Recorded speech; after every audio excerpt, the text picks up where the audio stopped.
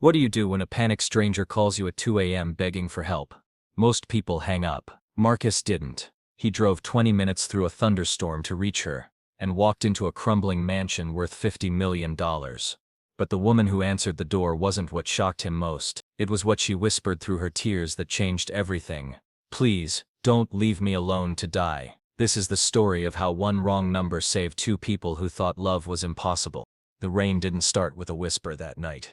It came like a warning, heavy, relentless, drumming on the tin roof of the modest one-story home in the outskirts of Trenton, New Jersey. Marcus Thompson was just finishing the last of the dishes in the sink, hands raw from the warehouse shift and still faintly smelling of motor oil and old cardboard. He glanced at the clock. He should have been asleep hours ago, but Eli, his 8-year-old son, had woken from another nightmare. It took a warm blanket, a reheated grilled cheese, and a 20-minute loop of ocean waves to calm him back to sleep. Now the house was quiet again, except for the storm. Marcus dried his hands, picked up his old mug, and poured the last of the lukewarm coffee. That's when the phone rang. He stared at it. Unknown caller. 1:59 a.m. He should have let it go to voicemail. No one called with good news at this hour, but something, an instinct he couldn't name, made him pick it up. "Hello," he said, voice low. There was a pause, then a woman's voice, cracked and uneven. "Please don't hang up. Just come. 125, Willow Creek. I can't breathe. Please." Click. Marcus blinked, looked at the screen. The call had ended. The house was silent again, save for the hum of the fridge and the distant roar of rain. It would be normal even, to dismiss the whole thing as a prank, a wrong number, maybe even a bad dream, but the woman's voice, something in it wasn't fake. It wasn't playing for attention. It was raw, ragged, real. He stepped into Eli's room and checked on him, curled under the space-themed blanket, clutching his stuffed bear like it was the last safe thing in the world. Marcus brushed the boy's hair back, whispering a silent apology. 2:07 a.m. The truck engine groaned as he turned the key, headlights cutting through sheets of rain.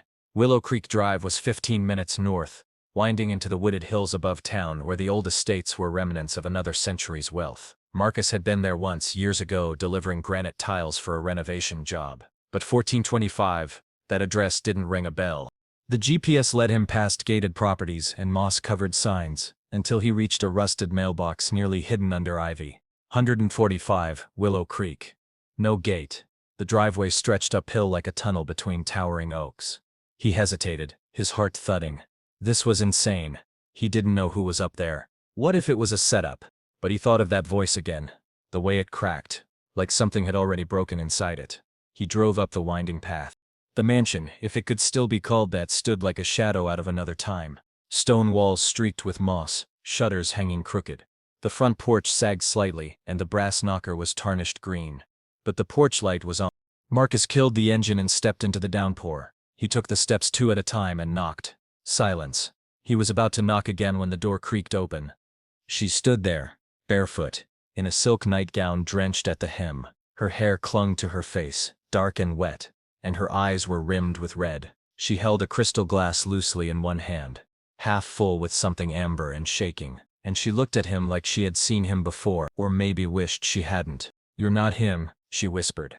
"No," Marcus replied gently. "I got a call. This address. A woman in distress." She blinked, looked past him into the rain. The glass slipped from her fingers, shattered on the marble floor. "I thought I called my therapist," she said, voice paper thin. "I must have hit the wrong number." Her knees buckled. Marcus caught her before she hit the floor, arms instinctively wrapping around her trembling frame.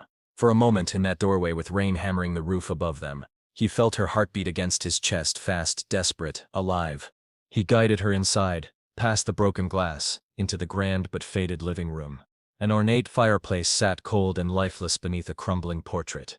He eased her onto the tufted couch, fetched a blanket from the nearby chair, and draped it around her shoulders.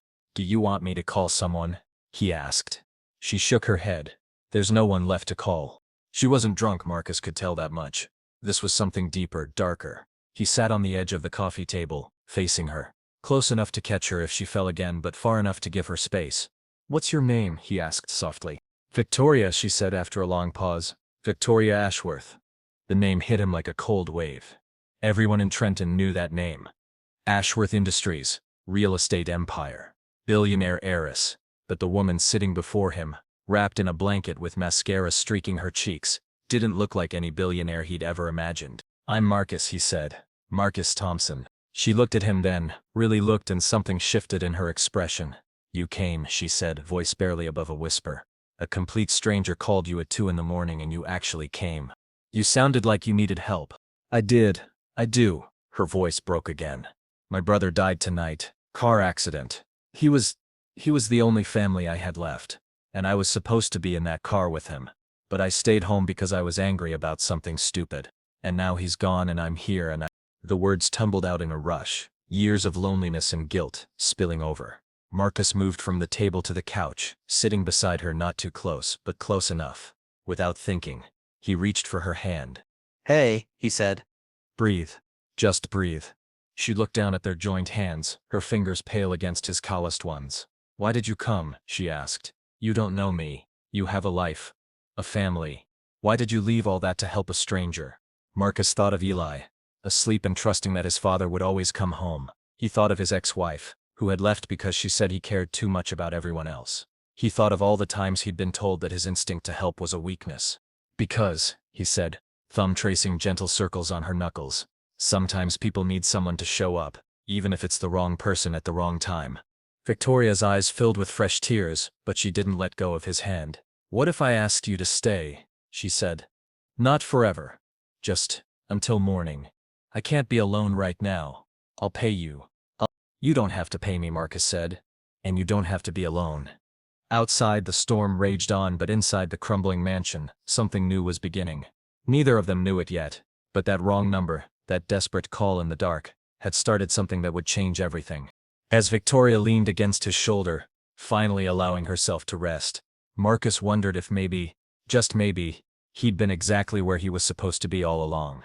Marcus thought he was just helping a stranger through the worst night of her life, but when morning came, Victoria Ashworth made him an offer that would change everything. "Stay with me. Not just today, but always." What happens when a warehouse worker's simple act of kindness collides with a billionaire's desperate need for family? Dawn crept through the tall windows of the Ashworth mansion, like a hesitant visitor, casting long shadows across the marble floors. Marcus woke on the couch, his neck stiff from sleeping upright, Victoria's head still resting against his shoulder. She looked peaceful for the first time since he'd found her, her breathing steady, her face no longer streaked with tears. He checked his phone. 6:47 a.m. Eli would be waking soon, probably wondering where his father was. Marcus had texted their neighbor, Mrs. Chen, the night before, but he knew his son would be confused, maybe scared. Victoria stirred, her eyes fluttering open. For a moment she looked lost, as if she couldn't remember where she was. Then her gaze found Marcus, and something like relief crossed her face. "You stayed," she whispered. "I said I would." She sat up slowly, running her hands through her tangled hair. In the morning light, the mansion looked even more worn than it had in the darkness. Wallpaper peeling, furniture covered in dust, years of neglect evident in every corner. "I should go," Marcus said gently. "My son will be worried." Victoria's face fell, and for a moment, she looked like the broken woman from the night before. "Of course. I'm sorry. I didn't think you have a family. A real life." "Hey." Marcus turned to face her fully. "Last night wasn't charity. You needed someone, and I'm glad I could be here. But Eli comes first. He always has to come first." "Tell me about him," Victoria said, surprising him. "Your son." Marcus smiled despite himself. "He's 8, smart as hell, but quiet. He sees everything, remembers everything. He's been through a lot. His mother left when he was 5. Said being a single parent wasn't what she signed up for." "She left you both?" "She left him. That's what I can't forgive." Marcus's jaw tightened. "Eli keeps asking if it was his fault. 8 years old, and he thinks he drove his own mother away." Victoria was quiet for a long moment. When she spoke, her voice was soft. "Bring him here." "What?" "Today. Bring Eli here. Let me meet him." She stood, suddenly animated. "This place is a museum, but there's a kitchen that works, gardens he could explore. When was the last time he had space to just be a kid?" Marcus hesitated. The mansion was impressive, sure, but it was also Victoria's world, a world of wealth and privilege that was as foreign to him as another planet. "Victoria, I don't think, please." The word came out raw, desperate. "I know it sounds crazy. I know we just met, but last night, when you held my hand, I haven't felt that connected to another human being in years. And maybe it's selfish, but I don't want this to end. Not yet. There was something in her eyes, a vulnerability that cut through all the walls she'd built. Marcus found himself nodding before he could think it through. 2 hours later, Marcus pulled up the winding driveway with Eli in the passenger seat, eyes wide as he took in the massive estate. "Dad, are you sure we're supposed to be here?" Eli whispered as they approached the front door. "Yeah, buddy. We're here to help a friend." Victoria opened the door before they could knock, and Marcus saw her through Eli's eyes. Tall, elegant, but with kind eyes and a smile that seemed genuine. She'd changed into jeans and a simple sweater, looking more approachable than the broken woman from the night before. "You must be Eli," she said, crouching down to his level. "I'm Victoria. Your dad helped me a lot last night." Eli looked up at Marcus, then back at Victoria. "Are you sad?" he asked, with the directness that only children possess. Victoria's smile wavered. "I was, but I'm feeling better now. Dad says when people are sad, sometimes they just need someone to sit with them. Your dad is very wise." As they toured the mansion, Marcus watched Victoria transform. With Eli, she was patient, curious, answering his endless questions about the paintings, the old furniture, the grand staircase that curved up to the second floor. In the library, Eli's eyes went wide at the floor-to-ceiling shelves filled with books. "Have you read all of these?" he asked. "Not all of them," Victoria admitted, "but I'd like to. Maybe you could help me." They ended up in the kitchen, where Victoria made pancakes from scratch while Eli sat at the massive island, telling her about school, his favorite books, his collection of rocks that he was convinced were actually meteorites. "Your son is remarkable," Victoria said quietly to Marcus as they watched Eli explore the pantry, marveling at its size. "He's everything good in my life," Marcus replied.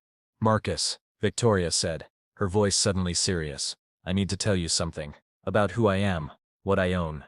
This house, this land, it's worth more than most people see in a lifetime, and I have no one to share it with. No family, no real friends, just employees and lawyers and people who want something from me." She took a deep breath. "Last night you saved my life. Not just because you showed up, but because you reminded me what it feels like to have someone care without wanting anything in return." "Victoria, let me finish." She moved closer, close enough that he could smell her perfume, see the flecks of gold in her brown eyes. "I know this sounds insane. I know we've known each other less than 24 hours, but I want to make you an offer." Marcus felt his heart start to race. "What kind of offer?" "Stay. Both of you. Move in here. Let me give Eli the kind of life he deserves. The best schools, opportunities, a future without limits. And let me give you something too." "Victoria, I can't just—" "I'm not talking about charity," she said quickly.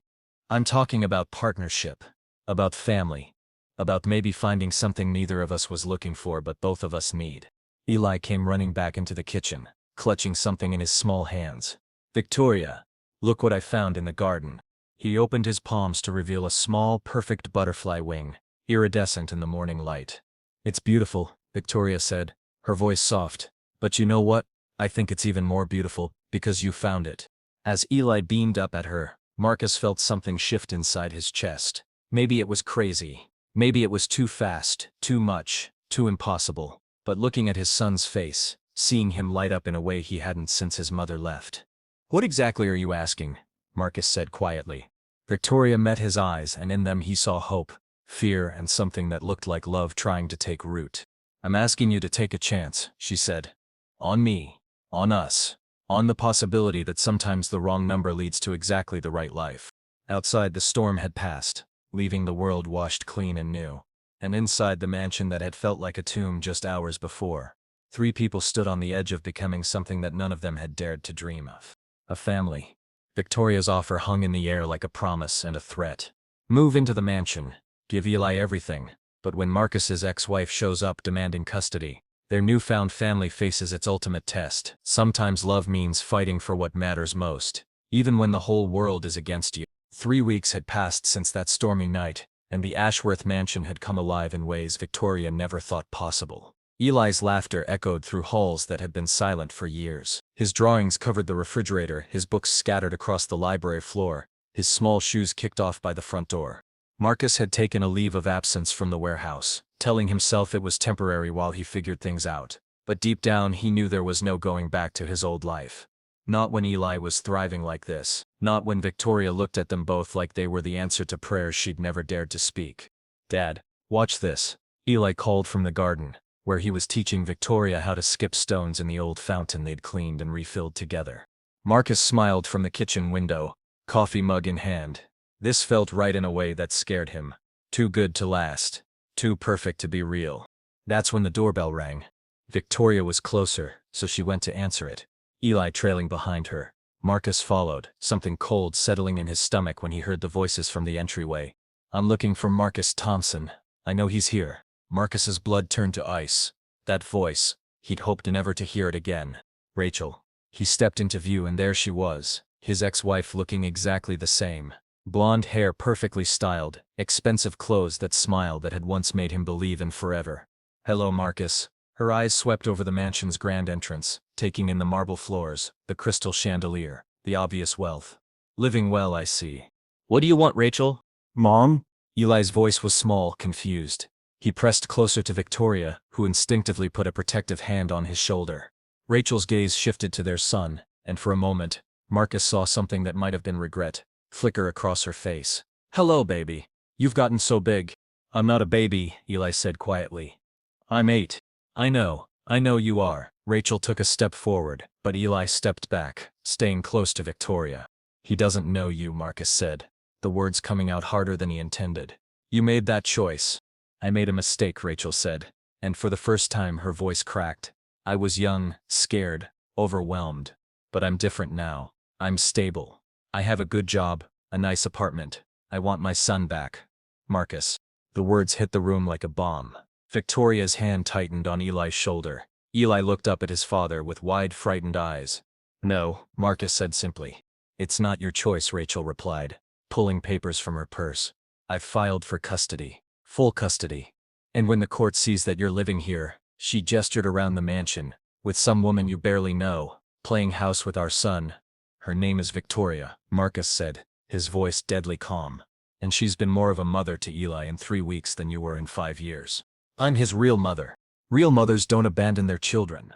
The words exploded out of Marcus, years of anger and hurt, finally finding their voice. "Real mothers don't leave 8-year-old boys wondering what they did wrong." Eli started to cry. Quiet, heartbreaking sobs that cut through the tension like a knife. Victoria immediately knelt beside him, pulling him into her arms. "Hey, sweetheart," she whispered. "It's okay. You're safe." "I don't want to go," Eli said into her shoulder. "I like it here. I like you. Please don't make me go." Rachel's face crumpled at her son's words, but she pressed on. "The hearing is next week. My lawyer says I have a good chance, especially given the unusual circumstances of your current living situation." After she left, the mansion felt different. Smaller, darker, despite its grand size. Eli had gone to his room, and Victoria and Marcus sat in the kitchen, the custody papers spread between them like a roadmap to heartbreak. "She's right about one thing," Marcus said quietly. "Any judge is going to look at this setup and have questions. A single dad living in a billionaire's mansion? It looks like what it is," Victoria finished. "Two people who found each other and are trying to build something real. The court won't see it that way." Victoria was quiet for a long moment, staring out the window at the garden where Eli had been so happy just hours before. "What if we made it legal?" "What?" "Marry me." The words came out in a rush, like she'd been holding them back for days. "Not for love, not yet anyway. But for Eli. For us. For the family we're becoming." Marcus stared at her. "Victoria, you can't be serious." "I've never been more serious about anything in my life." She turned to face him fully. "Marcus, I was dying in this house. Slowly, quietly, but dying all the same. You and Eli brought me back to life. You made me remember what it feels like to matter to someone, to be needed." She reached across the table, taking his hands in hers. "I know it's crazy. I know it's fast. But that night you answered my call? That wasn't chance. That was fate. And I'm not going to let some bitter woman tear apart the best thing that's ever happened to any of us. The hearing will go very differently if you're married to someone with the best lawyers money can buy." Victoria's eyes were fierce now, determined. "I won't let her take him, Marcus. I won't let her take either of you." That night, after Eli had finally fallen asleep between them on the massive living room couch, a new tradition they'd started for movie nights, Marcus found himself on the mansion's back terrace, staring up at the stars. Victoria joined him, wrapping a shawl around her shoulders against the cool night air. "Penny for your thoughts," she said. "I'm thinking about wrong numbers," Marcus replied. "About how one desperate call changed everything." "Do you regret answering?" Marcus looked at her. Really looked at the woman who had welcomed his son like he was her own. Who had filled their lives with laughter and possibilities he'd never dared imagine. Who was willing to fight for them in ways no one ever had. "No," he said. "I don't regret it. But Victoria, if we do this, if we get married, I need you to know it won't just be for show. Not for me. I'm falling in love with you. Have been since that first night." Victoria's breath caught. "Marcus, I know it's too soon. I know it's complicated. But I need you to know that if we do this, if we become a family, really become a family, there's no going back for me. You'll be stuck with a warehouse worker who's head over heels for you." Victoria smiled, tears glistening in her eyes. "I was hoping you'd say that, because I've been falling too, harder than I ever thought possible." She moved closer, close enough that he could see the starlight reflected in her eyes. "So what do you say, Marcus Thompson? Will you marry me? Will you let me fight for us?" Instead of answering with words, Marcus cupped her face in his hands and kissed her, soft at first, then deeper, with all the promise and hope and love that had been building between them since that wrong number brought them together. When they broke apart, both breathless, Victoria smiled. "I'll take that as a yes." "Always yes," Marcus whispered against her forehead. "To you, to this, to whatever comes next." 6 months later, Judge Harrison would rule in their favor, noting the stable, loving home they'd provided for Eli and the boy's clear preference to stay with his father and stepmother. Rachel would be granted supervised visitation, which she would use sporadically before eventually moving across the country for a new job. But that night, on the terrace of the mansion that had once been a prison and was now a home, two people who had been lost found everything they'd been searching for in each other's arms. Sometimes the wrong number is exactly the right call. And sometimes when you're brave enough to answer, it leads you home.